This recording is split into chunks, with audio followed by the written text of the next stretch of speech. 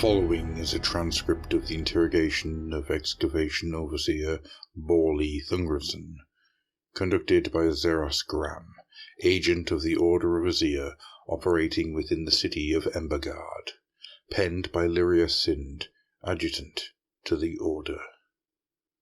Zeros Graham. Thirsty, Mr. Thungerson. Detainee is unresponsive. Zeros Graham. I'll let you in on a secret. Even when marching to Embergard, we of the Order managed to maintain a few casks of Bugman's 5th X. For official purposes, of course.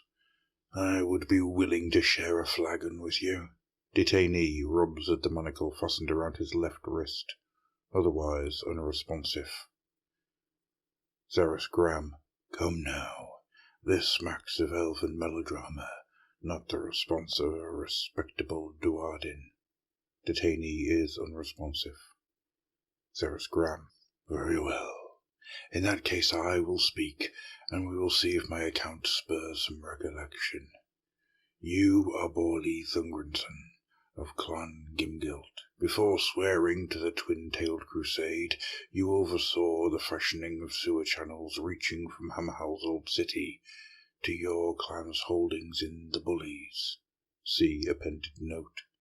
You were, therefore, judged to possess sufficient expertise to oversee one of the mining operations following Embergard's consecration. Note on terminology. Bullies refers to bulwark shanties, the frontier districts of Hammerhal. Their denizens, also known as bullies, maintain a constant state of readiness against invasion. They do not frighten easily. Zeros Graham. 2 discoveries accelerated these plans. The first was the extent of the ancient mortuary city sprawling beneath Embergard streets. The second, and more pressing, was the presence of rich seams of emberstone, enough to establish Embergard as a invaluable trading hub in eastern Caprilia.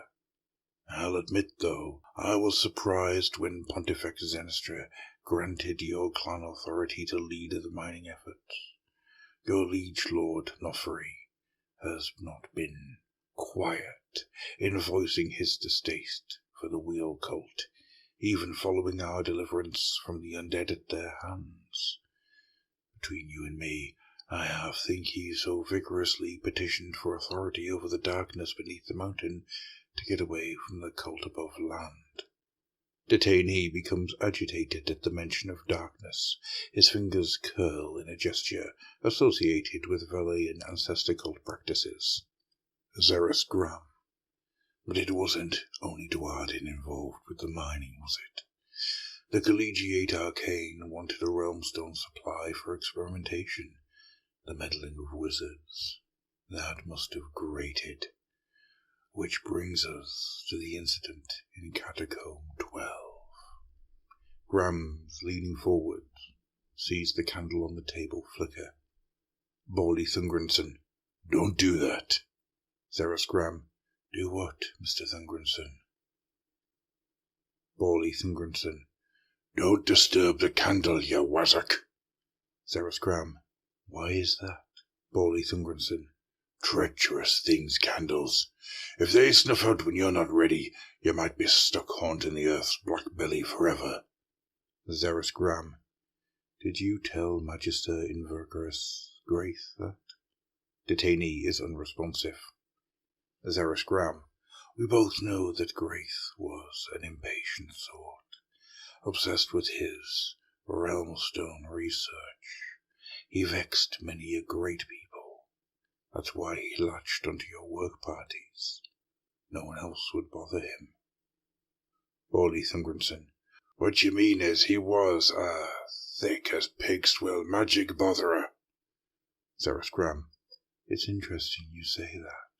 It's interesting because even your own kin, Mr. Thungerson, noted your particular agitation in the days before the incident. Borley Thungerson. I'd been sleeping poorly. Zeros Graham. The battle for the city was hard on us all. Borley Thungerson. Aye, but most don't dream like I do. Zereth Graham. I have seen many things serving the God King, Borley. I haven't seen your dreams, but I have seen our minds and souls cracking when exposed to Emberstone. I am sure you're aware of its emotion-inflaming properties, which returns us to Catacomb 12. Catacomb 12 is a recent excavation where, praise the High Star, an especially generous realmstone seam was recently discovered. Graith wanted to begin extraction immediately. Witnesses saw you awakened early by the Magister. There was not even time to summon guards before you both descended into the shaft. I can imagine how it went. Ignoring all prudence in the name of expediency, you, exhausted and insulted, with Emberstone stoking your anger hot. Borley Thungrinson. I am not some beardling to lose my temper before a wizard. Detainee strains against his restraints, spittle flying, muscles bunched. Zereth Graham. We know there were raised voices. We know collegiate arcanoscopes detected some discharge of pyromancy, and we know that you later emerged in a daze, leaving Graham's burnt-up corpse. The burn wounds that I don't understand, but I'll have an answer. So talk, or I'll leave you to the mercies of the God King's excavators. Detainee is unresponsive. Zereth Graham. Curse your obstinacy, Dwarden. Borley Thungrinson. That night's dreams had been the worst. I saw a great cowled skull. Its eyes were flickering sconces, like the ones you set on a mine wall. Around it paraded my kin, trudging like grievers accompanying their liege to the stone sleep. Each clutched a candle. The skull wheezed, and the candles flickered out. The bearers flaked away to bones, then soul scraps. Then they groaned and vanished. So I, manling, I was agitated when Graith woke me, and the cavern was bathed in the red glow of Emberstone, like you say. I won't pretend I didn't feel the hackles rise. Graith grew furious when I urged caution. If we excavated too hastily, we risked entire structural collapse. We argued. That was when Graith saw the crack in the wall. A small thing it was. Had the Realmstone's glow not caught it, it would have been all but invisible. I told him to leave it. Instead he started muttering some cantrip before grasping the cleft and melting it wider. He was about to go over the opening threshold when he paused, said something about feeling old Bones' breath over him. Didn't stop him, though, did it? The first cavern was just an hollow. This one was different. It was a burial chamber.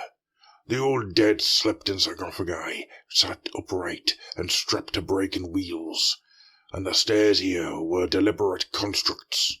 All of them were spirals that led further down. Graith was obsessed over some trinket he had found when I went to investigate the nearest of the stairs. Then I saw the floating lights. They came alone at first, then in twos, then more, bobbing along in the darkness like in my dream, pulsing brighter with each breath. I looked at 'em, and it was like the earth in my chest was being stripped of all warmth. Even Graith sensed something was wrong by now. Only when they drew closer did we see the truth. Not wisps they were, but geists, all of them ablaze. They looked like they were been howling forever, but not a sound left 'em. I urged Graith to leave 'em, damn it. I begged the Scratty. He seemed entranced, just stared at the candles, like he wanted to clutch 'em tight and never let go.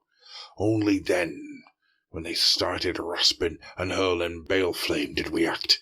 Thank the Maker, Graith shook himself awake and dispelled the first barrage. He knew his art, I'll give him that. I drew my mattock, did what I could, managed to drive some of those grasping claws back, but they kept coming. One of them extended a hand and hissed. My lantern burst, set off my damned arm ablaze. We might still have escaped.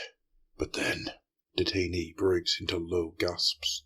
The Reaper rode some spectral horror. Its face, Maker preserve, it was the cowled face from my nightmares.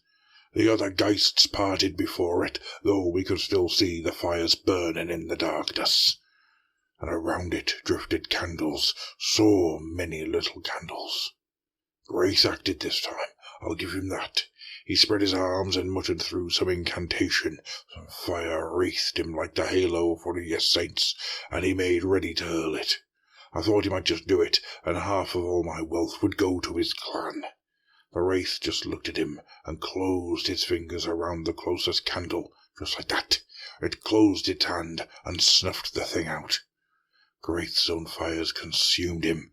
The blaze was no natural thing. I heard it in his screams. His soul was burning. I ran. I left the tomb. I could still hear him screaming. Can still hear it now, burning and screaming forever, right down to the underworlds. A brief silence. Detainees stares at the floor and twitches occasionally. Zerusgram. To recap, you claim that even following Pontifex Zenestra's cleansing rites, there is some form of wraith sorcerer lurking beneath Embergard? Borley Thungrenson. I know what I saw, manling. Zerusgram. And this wraith has been seen by no other beside you, who ventured into a hotbed of Emberstone with a man you admit to possessing severe antipathy towards. Burley Thungrenson. Listen to me. We're going to burn. We're all gonna burn like the damned wax you must be clogging your ears with. Zerusgram. Sequester the detainee until sentence is passed. Detainee is removed with difficulty. His ranting echoes for some time. Zerusgram. You're quiet, Sind. You disagree. Lyra Sind. It's not that, sir. Zerusgram. What then? Lyra Sind. Only, sir, the dreams that Borley mentioned, of the skull and candles. I've been having them too.